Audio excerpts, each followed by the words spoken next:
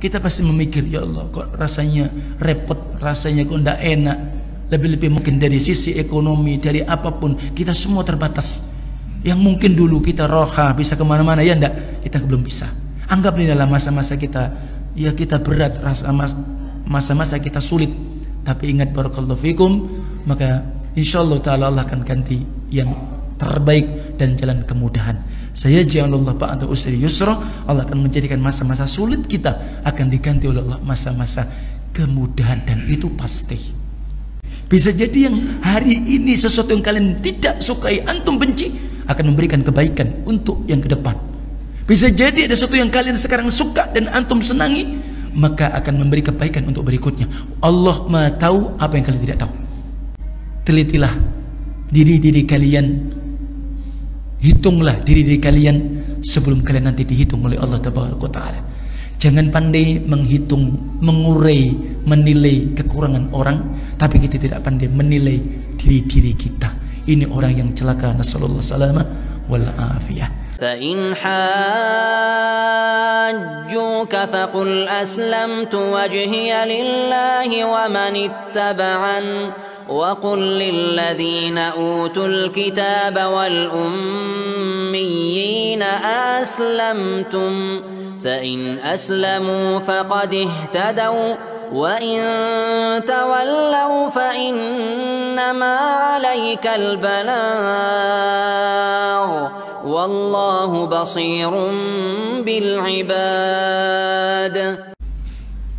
شكرا لله بنعمته وتوفيقه. الحمد لله الذي بنعمته تتم الصالحات. Syukur kita kepada Allah Azza wa Jal, sebab nikmat dan taufiknya dan segala puji hanya milik Allah semata, yang dimana sebab nikmat-nikmatnya menjadi sempurna amalan-amalan saleh.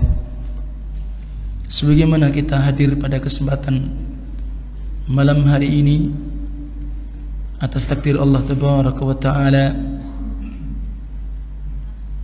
dan bisa disebut min haitsu la yahtasib, sesuatu yang tidak kita duga. Dan itulah keadaan yang terjadi dalam kehidupan kita di dunia ini.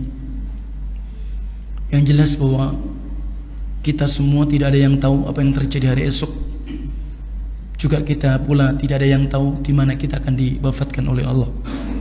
Wa ma tadri nafsum madza taksibu ghada wa ma tadri nafsum bi ayyi ardin tamut. Maka Allah ingatkan kita, tidak ada siapapun, setiap jiwa yang tahu apa yang terjadi hari esok. Demikian pula tidak ada pula yang tahu, setiap jiwa siapapun, bahwa di mana Allah akan wafatkan dia. Dan ini dari antara perkara-perkara gaib. Malah hadirin jamaah yang mulia, barakallahu fikum, syukur kita kepada Allah dengan sedalam-dalamnya, dengan kita senantiasa membasahi lisan-lisan kita dengan kalimat thayyibah.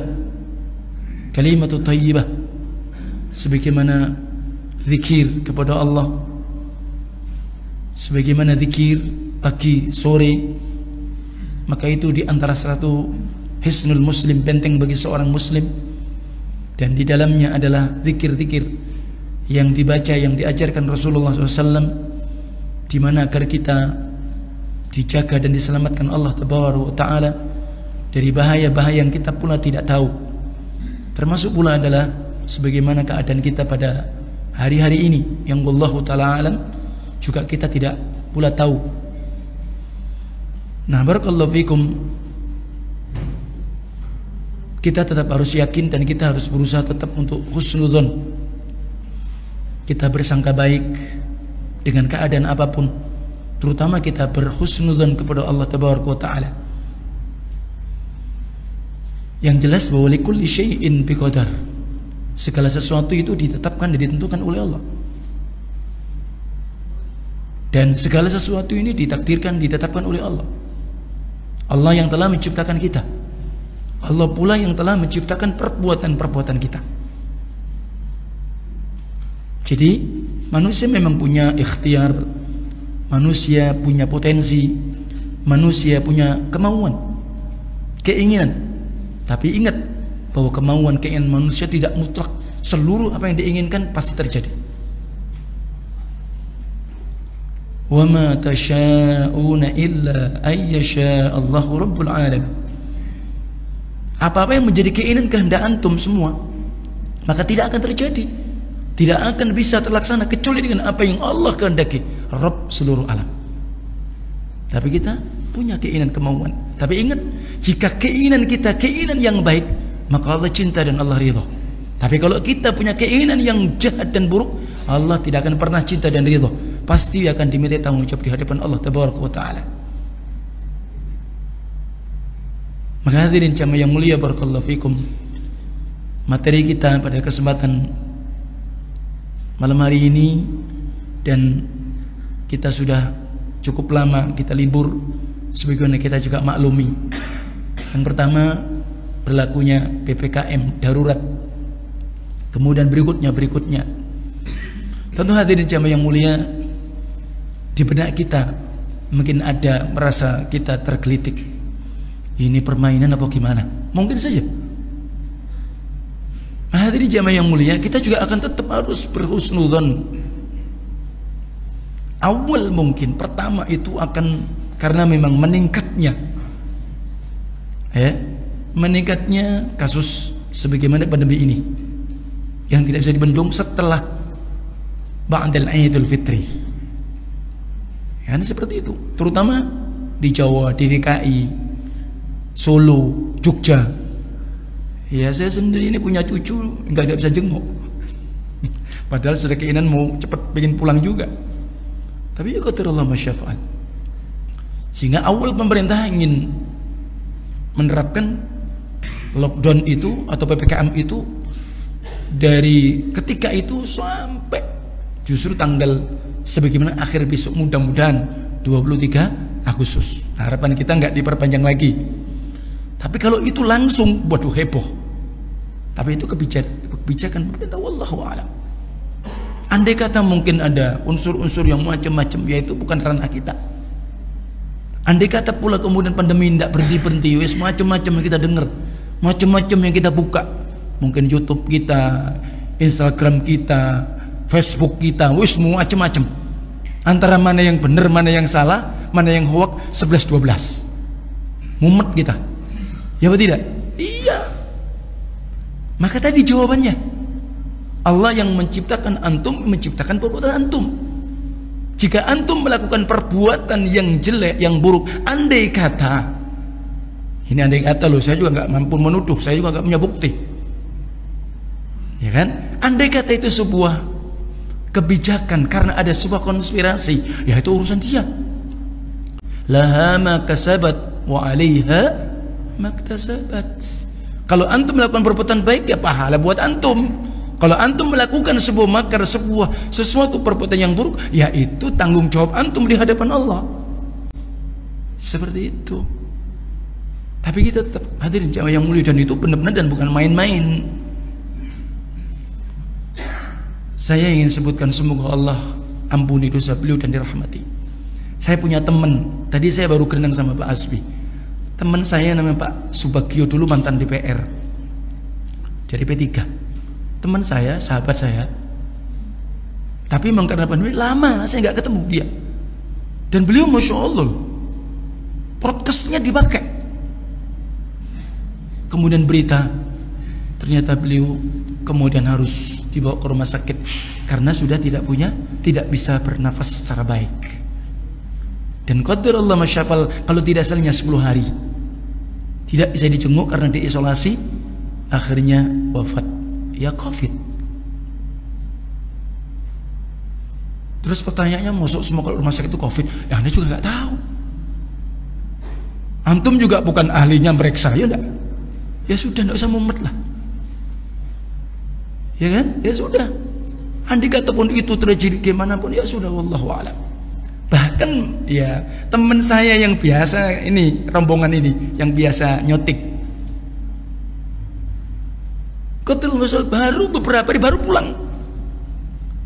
Awalnya memang sakit sebelumnya, sakit perut, ada batuk pilek sedikit, kira-kira ya 10 harian lah kurang lebih. Habis itu ngaji lagi tahsin Quran, bawa anaknya lagi, kira-kira 2 kali ngaji. Baru malam itu ba'dal isya ngaji dia pulang, musibah kecelakaan, ditabrak lari.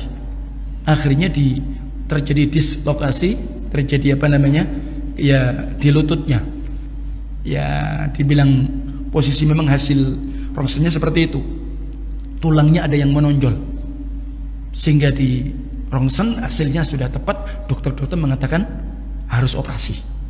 Ala kulli hal dibawa sama teman-teman ke rumah sakit. Biasa prosesnya seperti nggak akan mudah, saya juga bingung sebenarnya. Maka persyaratannya apa? Harus PCR. Lebih akurat kalau PCR bayarnya mahal. Ternyata COVID. Qadarullah masyaallah. Gak bisa ditangani. Mau ngamuk, mau marah, gak bisa, dokter juga gak berani menangani. Dan itu sudah hasilnya jelas. Mau dia apa? Nah, otomatis kan tidak bisa di rumah sakit, jadi harus alhamdulillah bisa diisolasi di rumah sakit. Ketika sudah alhamdulillah kira-kira ya 7 hari sampai 10 hari kurang lebih, kemudian kita juga doa mudah-mudahan aja positif ya, karena kita dengar kan katanya ada, sudah jadi di PCR lagi positif lagi, wih kan repot kita. Alhamdulillah negatif, belum bisa diambil tindakan. Kenapa? Karena mengalami apa? Kekentalan darah, sehingga nggak bisa. Apakah itu sebab COVID itu atau karena ada faktor yang lain? Wallahu alam. Saya juga nggak tahu, bukan bidang saya. Nah, barakallahu fikum, intinya jadi ini terjadi di teman-teman kita, dan itu masih pandemi, masih belum ada dokter-dokter yang memang dia pakar ahlinya dalam itu pun cukup nggak tahu sampai kapan. Mungkin antum dengar dokter Lewis, dokter ini, antum bisa sanggup bris. Artinya apa? Kalau dalam ilmu hadis, kalau kemudian mayoritas thiqat terpercaya hanya dengan 1-2 orang yang berbicara mungkin lain, ini namanya syadz. Ya jangan gitu loh ya. Artinya apa? Kita akhirnya lepas begitu saja. Hadirin jami'an barakallahu fikum, bahwa penyakit ini Allah takdirkan dan ini menjadi pandemi di mana-mana. Untuk di Indonesia untuk sementara, walaupun sudah dibuka dari 1 Muharram, umroh Saudi sudah siap menerima jamaah seluruh dunia. Hanya 9 negara termasuk Indonesia yang belum bisa, harus dengan proses yang cukup. Dia harus apa namanya, karantina dulu di negeri yang lain. Nah itu berapa biayanya? Setelah 15-14 hari karantina baru bisa masuk Saudi, di PCR lagi, kan berat. Nah lebih-lebih dengan posisi yang seperti ini. Nah ini kondisi yang terjadi, dan insya Allah ta'ala kita pasti memikir, ya Allah kok rasanya repot, rasanya kok tidak enak. Lebih-lebih mungkin dari sisi ekonomi, dari apapun, kita semua terbatas. Yang mungkin dulu kita roha bisa kemana-mana, ya enggak, kita belum bisa. Anggap ini adalah masa-masa kita, ya kita berat, masa-masa kita sulit. Tapi ingat barakallahu fikum, maka insyaallah ta'ala Allah akan ganti yang terbaik dan jalan kemudahan. Saya ja'alallahu ba'da usri yusra, Allah akan menjadikan masa-masa sulit kita akan diganti oleh Allah masa-masa kemudahan, dan itu pasti. Cuma kapan? Butuh sabar. Banyak perkara-perkara yang mungkin kita tidak mampu untuk memprediksi. Hadirin jamaah yang mulia, kadang-kadang sesuatu yang kita anggap kita tidak suka, kita benci, tapi ternyata memberi kebaikan untuk kita. Ada kadang-kadang sesuatu yang kita masya Allah, kita senang, ya kita masya Allah, tapi ternyata memberikan kemudaratan untuk kita. Maka ketika ayat turun perintah perang, mereka para sahabat itu berat loh. Mereka tidak suka, mereka benci. Ayat itu berbunyi, kutiba alaikumul qital wa huwa kurhul lakum. Diwajibkan, ditetapkan hari ini perang, walaupun kalian tidak suka. Nah coba, walaupun kalian tidak suka, ini Allah yang menyatakan demikian. Karena memang apa? Perang itu jangan dianggap mudah, punya resiko yang besar. Kalau sudah terjadi peperangan, hadirin jamaah yang mulia, ya risikonya para istri siap-siap jadi janda, anak-anak siap jadi yatim, belum lagi kemudian tatanan kehidupan ekonomi macam-macam. Jadi itu. Tapi Allah ingatkan apa? Wa asa an takrahu syai'an wa huwa khairul lakum, wa asa an tuhibbu syai'an wa huwa apa? Wa huwa syarrul lakum, wallahu ya'lamu wa antum la ta'lamun. Bisa jadi yang hari ini sesuatu yang kalian tidak sukai, antum benci, akan memberikan kebaikan untuk yang ke depan. Bisa jadi ada sesuatu yang kalian sekarang suka dan antum senangi, maka akan memberi kebaikan untuk berikutnya. Allah Maha tahu apa yang kalian tidak tahu. Semua pasti ada hikmah. Walaupun proses. Saya menyampaikan, andai kata, saya kan ini berbicara itu dulu masalahnya. Andai kata benar itu adalah sebuah perbuatan manusia yang membuat sebab-sebab seperti ini, misal kita masih ingat krisis moneter dulu, katanya George Soros katanya. Tapi siapa yang mau membendung? Wah, akhirnya sudah parah, nggak bisa lagi dibendung. Maka sama posisi, seandainya pun itu benar, awalnya perbuatan mungkin sebuah negara, awalnya perbuatan seseorang mungkin bermain-main, katanya mungkin pakai semacam percobaan senjata biologi misalkan, seandainya benar akhirnya terjadi yang demikian tadi, maka ya sudah, karena fa idza aradallahu biqaumin su'an fala maradda. Apabila Allah menghendaki kepada satu kaum sebuah keburukan, tidak ada yang bisa nolak. Tapi tetap itu kembali kepada perbuatan mereka masing-masing. Nah, hadirin jamaah yang mulia, barakallahu fikum, pada intinya kita tetap jangan menjadi orang yang terlalu takut, jangan terlalu orang yang meremehkan, menganggap enteng. Harus wasat, tengah-tengah, dan itu yang diinginkan. Karena kita jadikan umat-umat yang wasato, umat yang tengah-tengah, tidak menganggap remeh, juga tidak terlalu berlebihan. Itu yang diinginkan di dalam syariat ini. Maka barakallahu fikum, di mana hal-hal itu memang bentuk satu dzari'ah, bentuk-bentuk itu adalah penjagaan, ya sudah kita pakai, kita jaga imun kita, kita doa kepada Allah tabaraka wa taala. Jadi seperti itu. Nah, ini mengawali, dan kemudian barakallahu fikum, kita telah memasuki tahun baru dalam Islam, dan kita berada di bulan Muharram. Bulan Muharram adalah di antara bulan mulia, bulan yang Allah hormati, bulan Muharram. Dan bulan Muharram sebagai penetapan adalah awal tahun Hijriah dalam Islam. Walaupun kita ketahui tentang jumlah bulan-bulan itu, di dalam Islam itu 12 bulan sejak Allah menciptakan langit dan bumi, sehingga kemudian mengenal nama-nama kita dan ditetapkannya Muharram itu bulan pertama awal tahun, kemudian berikutnya, maka memang itu di masa Umar Ibnul Khattab. Adapun penetapan bahwa bulan itu di dalam satu tahun di dalam Islam yang Allah tetapkan 12 bulan. Inna iddatash syuhuri indallah 12 syahran fi kitabillah yauma khalaqas samawati wal ard minha arba'atun hurum dzalika dinul qayyim fala tadzlimu fihinna anfusakum ila akhir ayat.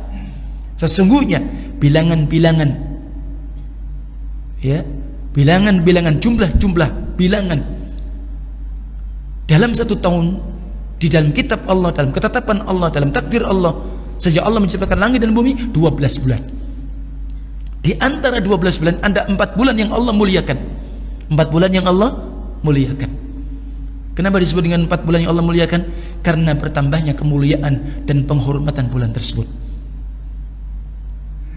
3 bulan yang beriringan dan 1 bulan mendekati bulan Ramadan.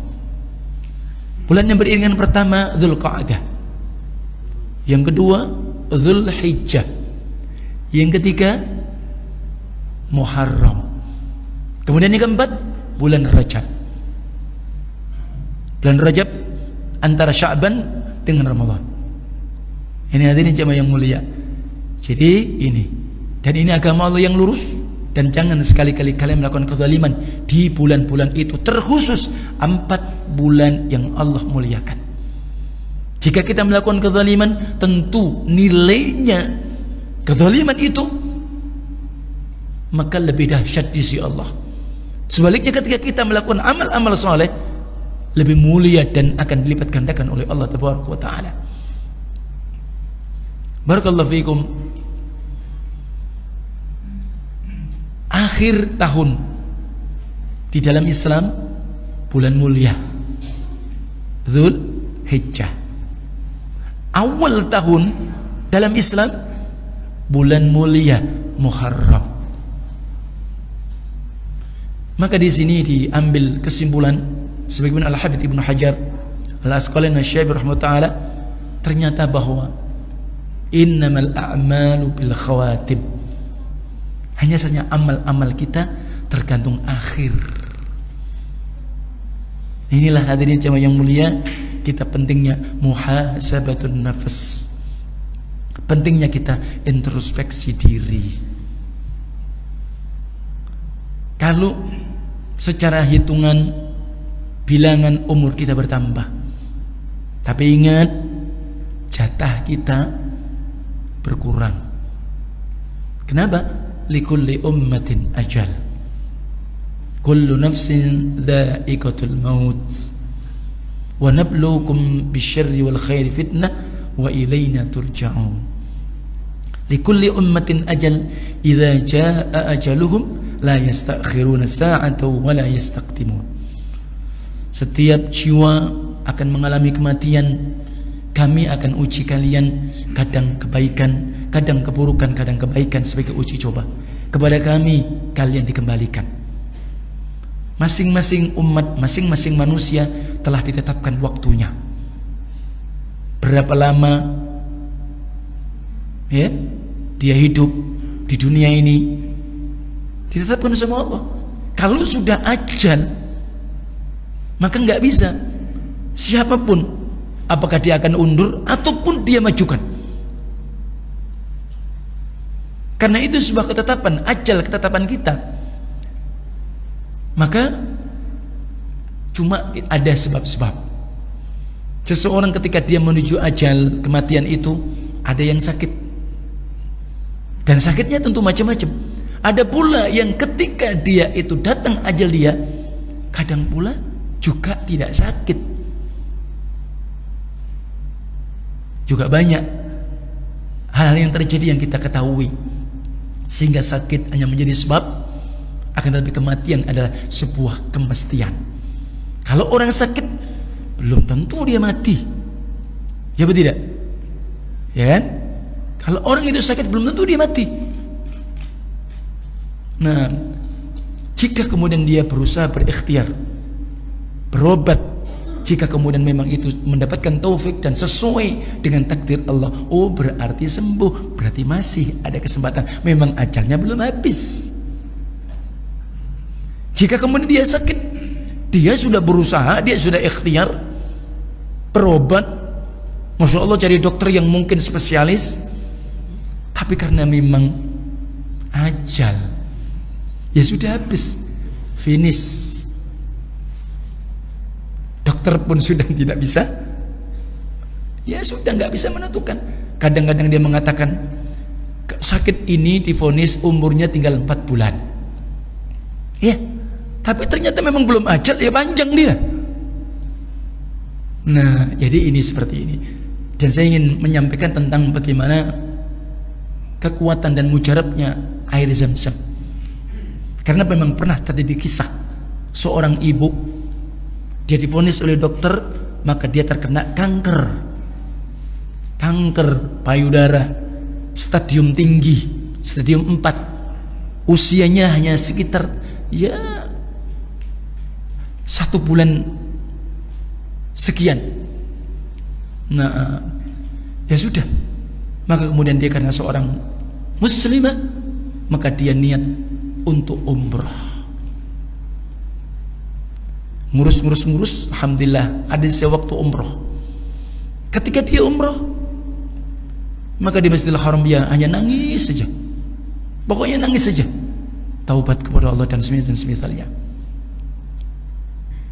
Kemudian dilihat ada seseorang, wahai ibu, memangnya kenapa dan apa yang terjadi pada ibu? Dikatakan demikian dia kisahkan.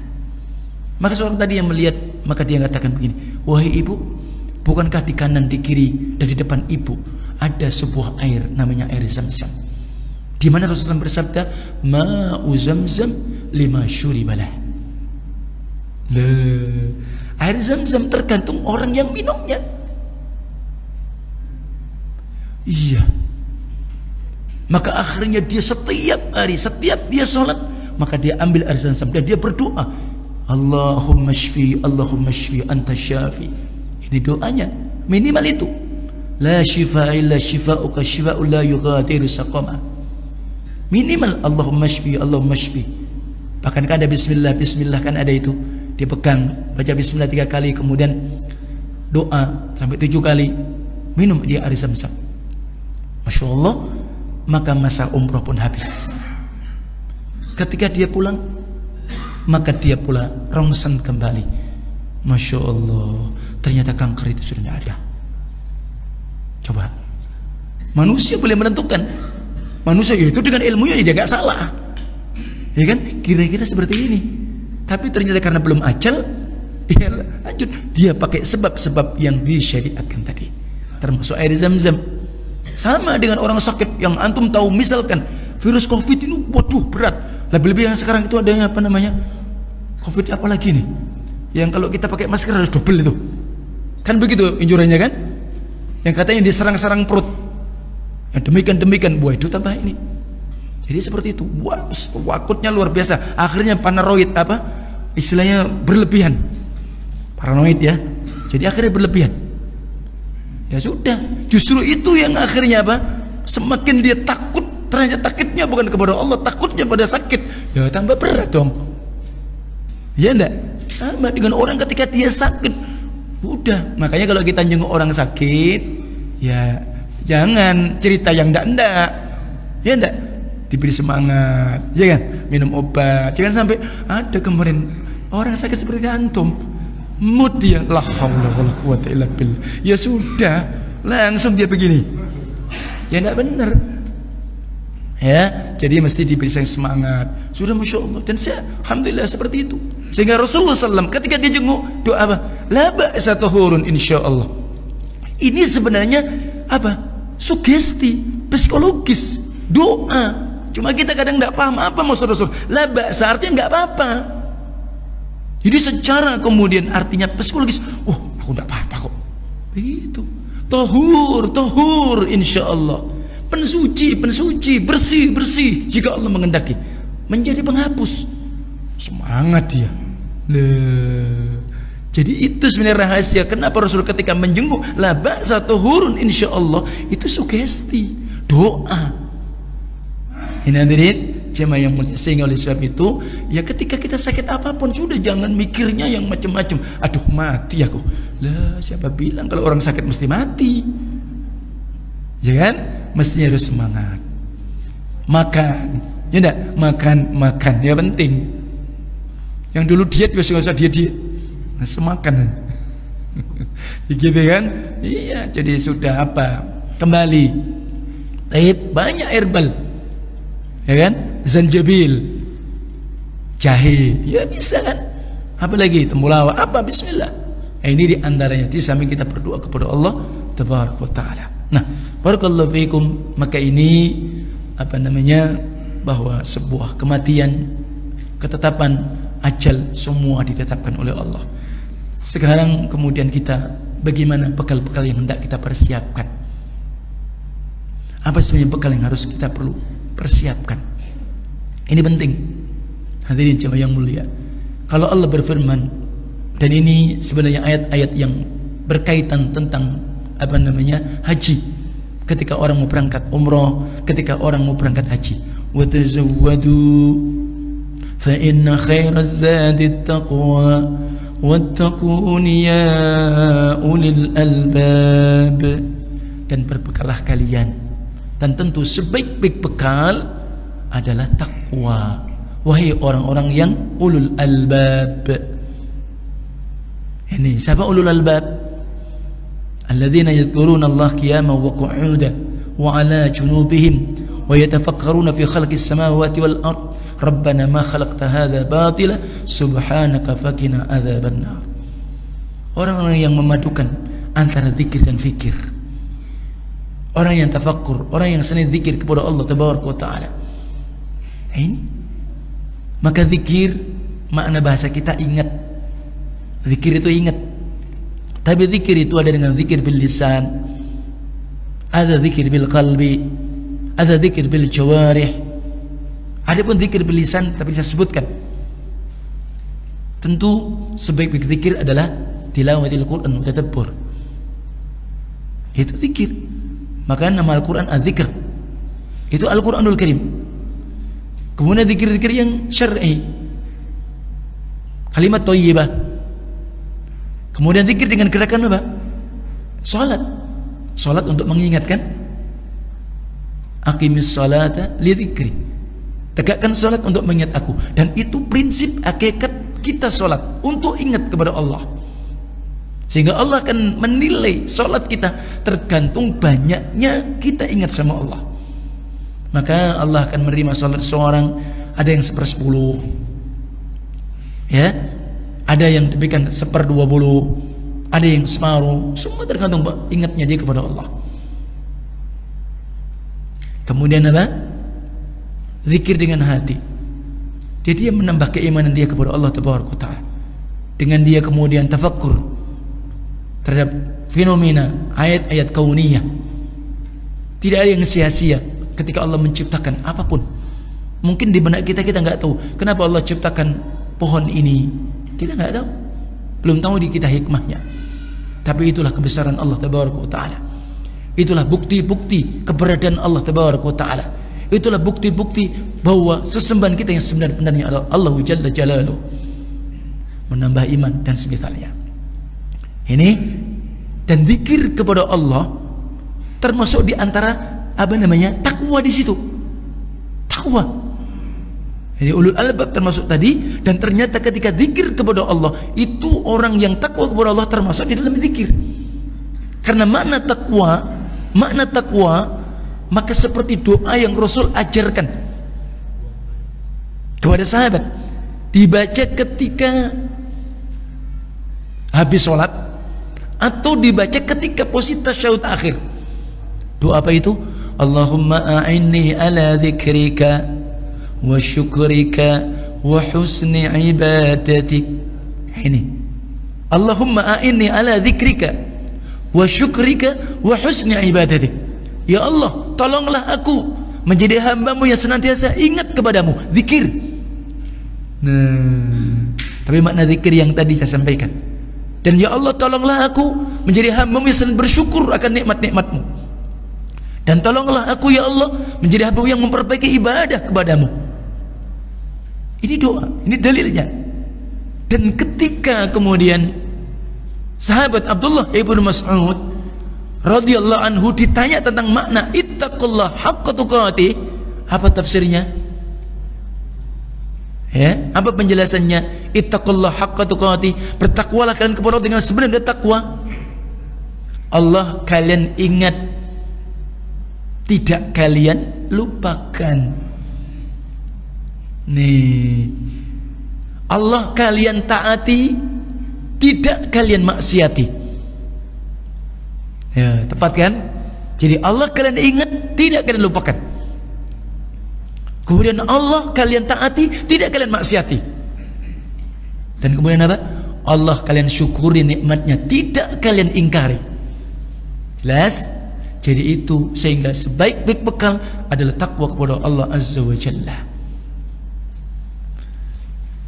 Barakallahu fiikum. Tentu makna takwa sebagaimana sahabat Abdullah ibn Abbas radhiyallahu anhuma, orang-orang yang mereka takut bahwa dia itu beribadah kepada selain Allah.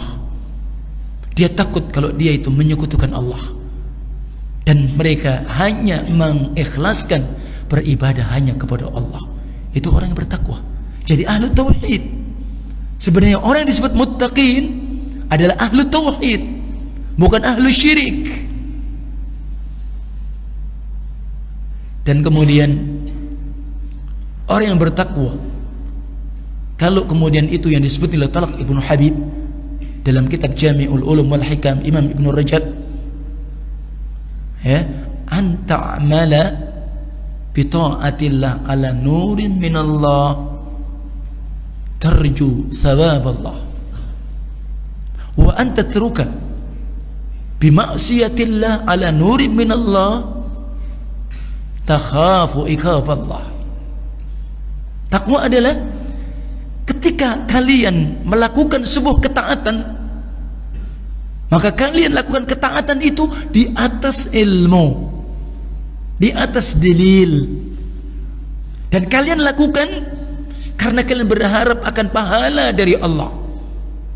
Demikian pula takwa, kalian meninggalkan kemaksiatan kalian kepada Allah dan kalian bangun di atas ilmu, dan kalian meninggalkan kemaksiatan kepada Allah karena memang kalian takut dengan azab balasan sanksi Allah tabaraka wa ta'ala. Nah, ini takwa.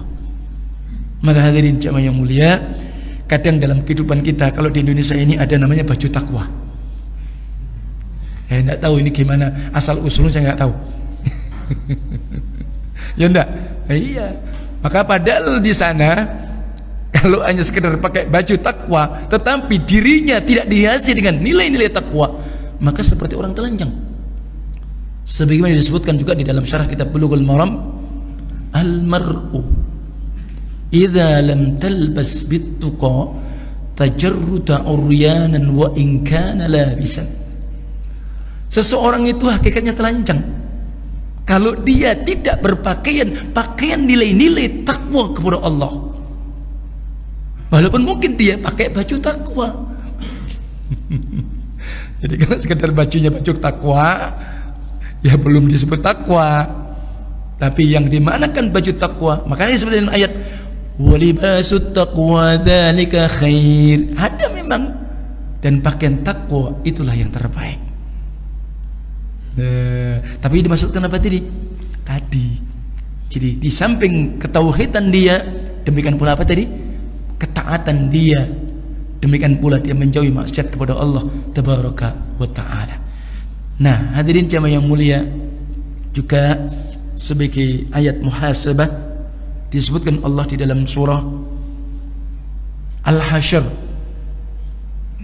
surah Al-Hasyr, dan insyaallah ta'ala itu sering kita dengar. Kadang-kadang imam baca ayat ini, terutama pada ayat 18, di mana Allah ingatkan kita, ya ayyuhalladzina amanu ittaqullaha wal tanzur nafsum ma qaddamat lighad wattaqullaha innallaha khabirum bima ta'malun. ولا تكونوا كالذين نسوا الله فأنساهم أنفسهم أولئك هم الفاسقون لا يستوي أصحاب النار وأصحاب الجنة أصحاب الجنة هم الفائزون. Wahai orang-orang yang beriman, bertakwalah kalian kepada Allah. Wal tanzur nafsun, dan hendaklah setiap diri memperhatikan, setiap masing-masing individu memperhatikan ma qaddamat lighad, amal-amal yang dia persiapkan untuk hari esok. Artinya apa? Agar kita ini mempersiapkan diri kita untuk hari esok. Kapan? Besok berikutnya. Terutama adalah apa? Menuju awal jembatan kehidupan akhirat, yaitu alam barzakh. Nih, itu maknanya. Wattaqullah, diulangi lagi, dan bertakwalah kalian kepada Allah. Sesungguhnya Allah Maha melihat dengan apa yang kalian perbuat. Dan Allah ingatkan, jangan sekali-kali kalian menjadi manusia-manusia, orang-orang seperti orang-orang yang lupa kepada Allah. Nah, tadi kan lupa kepada Allah. Maka orang-orang yang mereka itu lupa kepada Allah, hakikatnya mereka itu lupa pada dirinya sendiri. Sama penciptanya lupa, sama Allah lupa. Orang yang dia lupa kepada Allah, hakikatnya lupa pada dirinya, maka mereka adalah ulaika humul fasiqun. Mereka adalah orang-orang yang fasik. Kenapa mereka dihukumi fasik? Dia lupa kalau Allah yang menciptakan dia. Kaifa takfuruna billahi wa kuntum amwatan fa ahyaakum. Ila akhir ayat. Bagaimana mungkin kalian kafir kepada Allah sementara kalian tadinya enggak ada, kalian itu mati, diberi hidup oleh Allah. Setelah itu nanti kalian dimatikan lagi, dihidupkan lagi oleh Allah dan kembali kepada Allah. Jadi seperti itu. Nah, kemudian la yastawi ashabun nari wa ashabul jannah. Tidak sama ahli nar dengan ahli jannah, penduduk neraka dengan penduduk surga, tidak sama. Ashabul jannati humul faizun, dan penduduk ahlul jannah mereka orang-orang yang beruntung, orang-orang yang berbahagia, mendapatkan kebahagiaan yang besar, fauzan azima. Nah, artinya apa? Antum tinggal mau pilih menjadi orang yang senantiasa ingat sama Allah, menjadi orang-orang yang menempuh jalan-jalan kemuliaan. Nah, ini maka hadirin jamaah yang mulia, bekali kita tentunya maka dengan amal-amal yang sebagaimana tanda-tanda yang diberikan di dalam Al-Quranul Karim, seperti dalam surat Al-Lail. Nah, saya antum sekarang tinggal menilai saya ini condongnya kemana, ya. Maka oleh sebab itu semoga Allah mudahkan kita, karena memang innal a'mal bil khawatim, amal-amal tergantung akhir.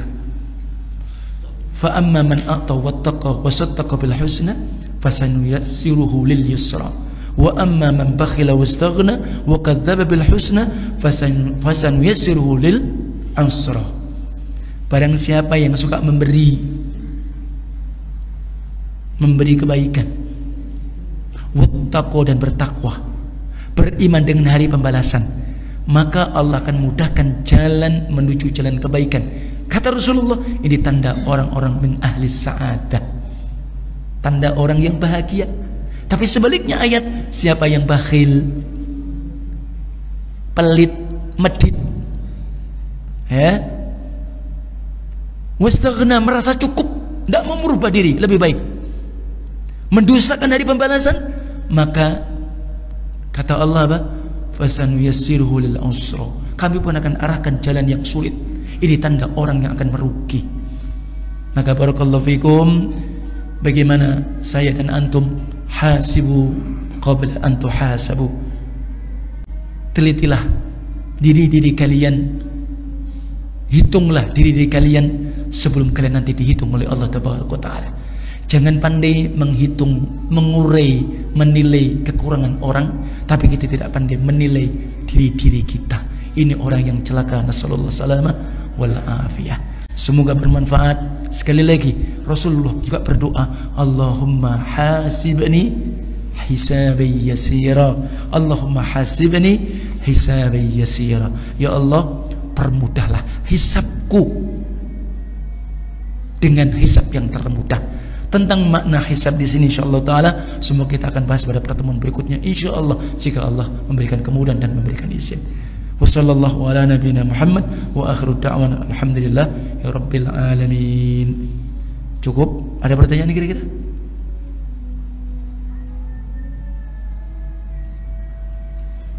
Kalau sudah cukup ya sudah. Kalau sudah cukup ya walhamdulillah. Gitu ya. Kita akhiri. Subhanakallahumma wa bihamdika asyhadu an la ilaha illa anta astaghfiruka wa atubu ilaik. Assalamualaikum warahmatullahi wabarakatuh.